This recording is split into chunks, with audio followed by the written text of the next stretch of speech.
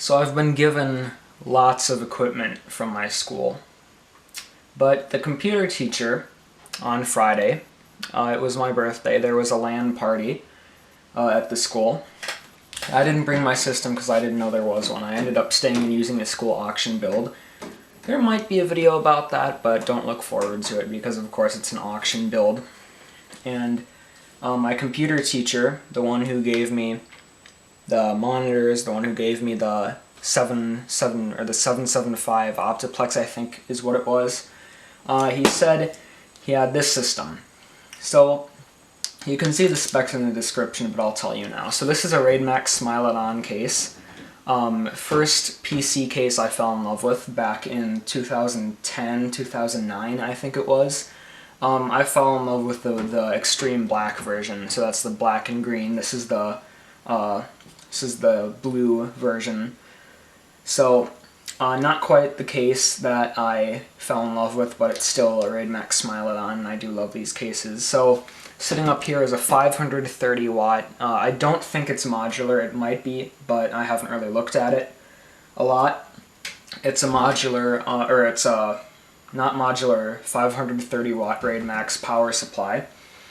No hard drives, no RAM, no graphics card, but I am getting some of that equipment. I am getting 8 gigs of RAM and a unknown AMD graphics card from my friend. And yeah, so I told you guys what the case and power supply were, but not the CPU or the APU and motherboard.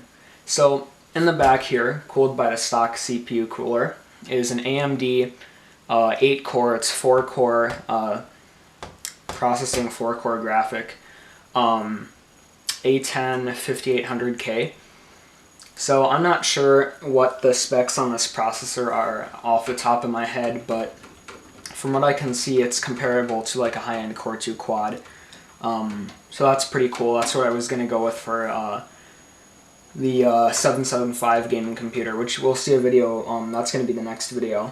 And an ASRock FM2 A85X Extreme 6 motherboard.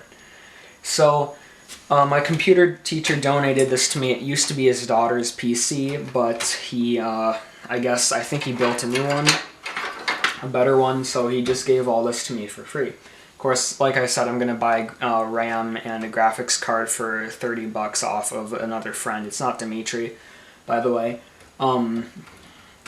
So that's pretty cool. And I'm going to be building like a proper gaming PC out of this. So look forward to videos on that. So that's pretty cool.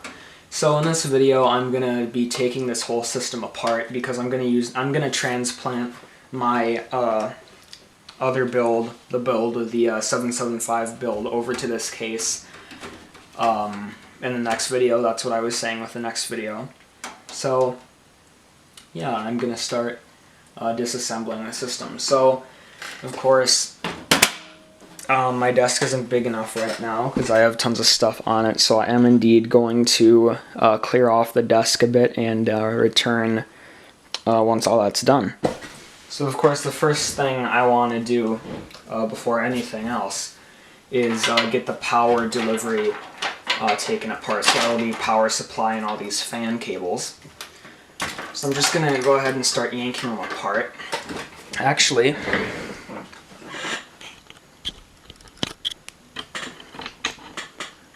you guys cannot see what I'm doing down there with all of this. So there's a bunch of stuff just shoved in the bottom. So you can see 2 SATA cables, a fan, some hard drive brackets, and a PCI slot cover. So I'll just go ahead and take all this apart. There's a fan way back there. We'll get to that when I go around back. So I'm just gonna put some pressure on the board and remove the 8-pin and 24-pin. If it'll let me. one of the dual floor pins out. There's the other one. So you can see all this is removed now. Yeah, I'll look at that later. But if we loop the peripherals through there, you can see the power supply. So let me go ahead and remove that. So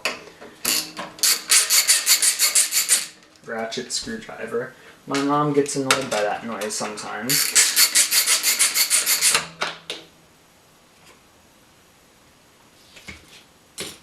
There's the screw.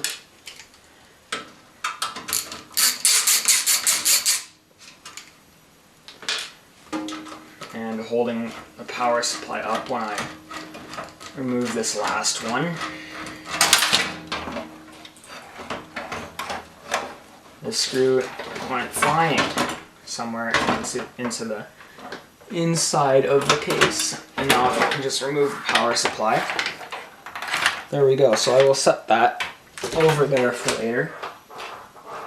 And I don't see the screw in there, so that's a write-off. Just, oh, here it is, up top. And yeah, I'll just, of course now it comes out, but yeah, so no power supply in here. If you're wondering about testing the system, it does work, but I am going to power the system up as like a test bench style.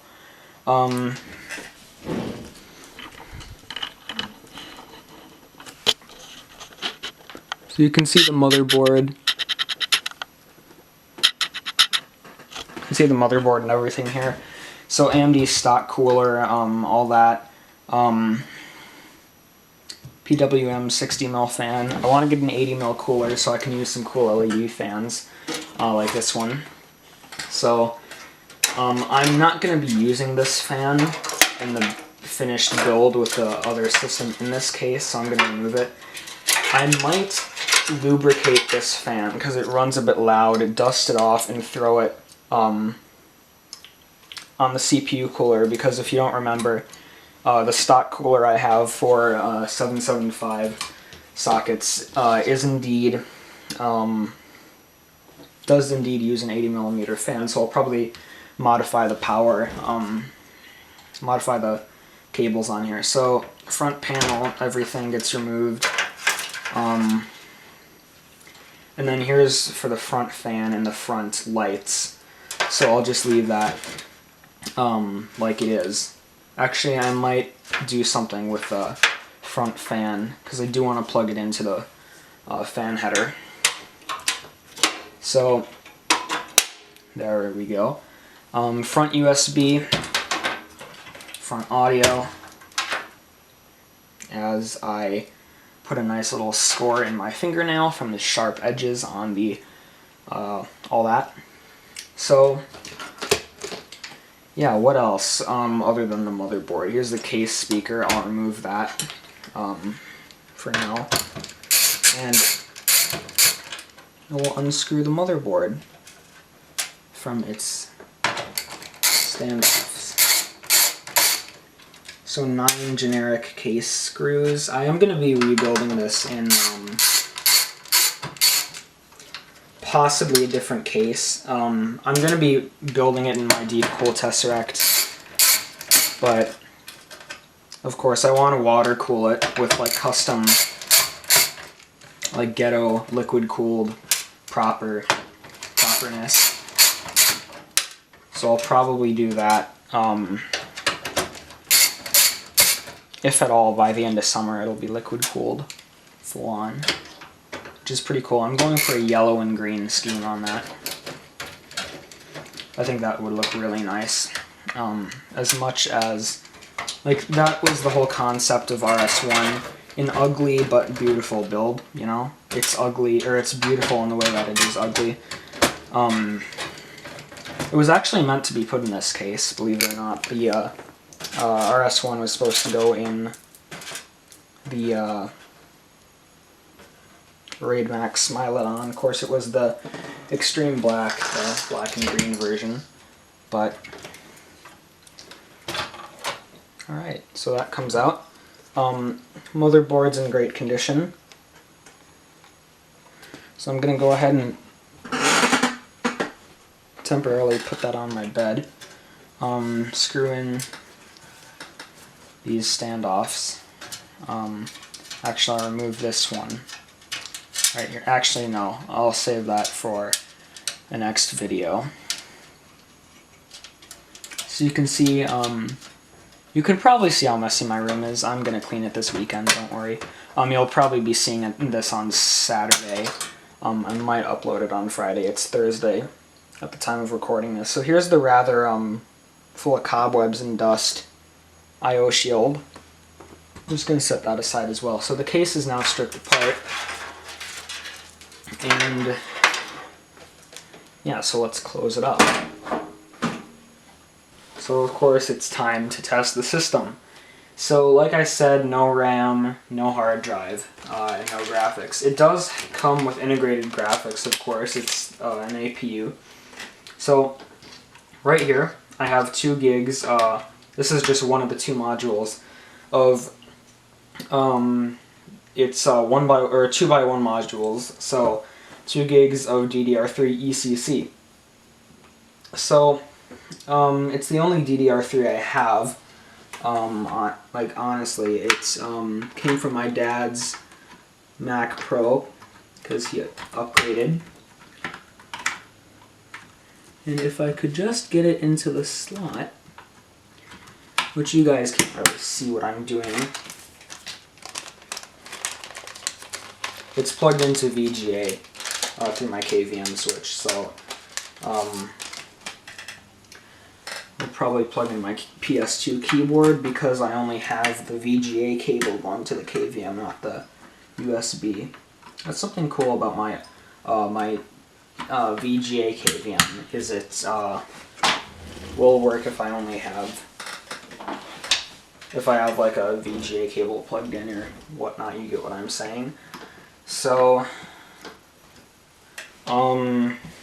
yeah, so also hard drive, I almost forgot. So let's take one of the 2 SATA cables. And this board has something interesting.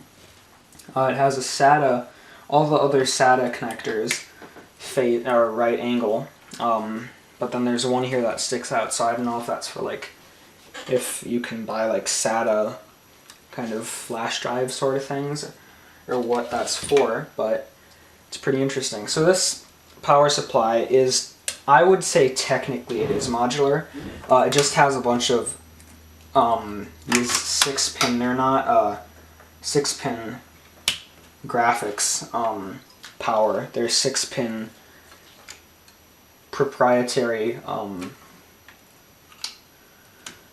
peripheral power. So and they just come out of the power supply, and then you can plug extensions into them.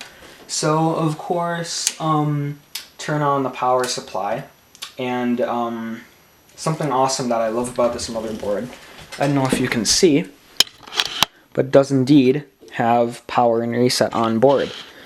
So let's go ahead and fire it up.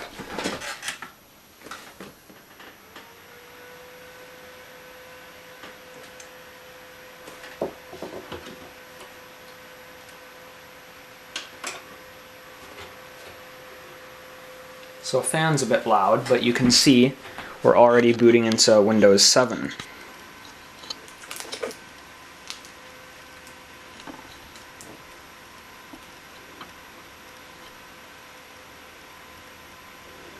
So it's at a weird resolution and everything, but yeah, so pretty cool indeed. So it looks as if one of the LEDs on the power supply fan has gone out. As crazy as it sounds, I might replace the power supply fan with a green one, because like I said, I'm going with a green and yellow themed build. It's nice. Power supply fan doesn't run at too high speed, rather quiet.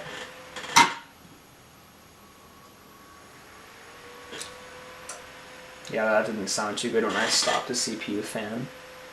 But it is quiet, so I'm just going to go ahead and hard shut down the thing. And also, find the F2 key on my keyboard and start mashing it. I like the postcode readout, that's cool. I always love those. And you can see now we're in the BIOS, or UEFI, I don't know what the difference is, but there you go. So, all in all, pretty successful score right here. A6, or whatever that is, AB, I don't know, but, so,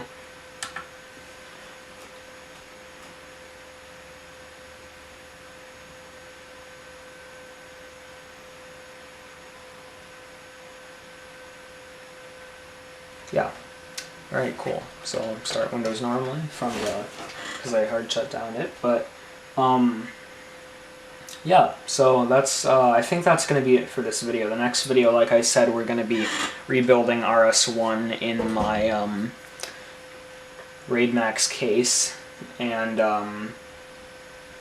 yeah, so also, detected the resolution on my monitor, so that's pretty cool.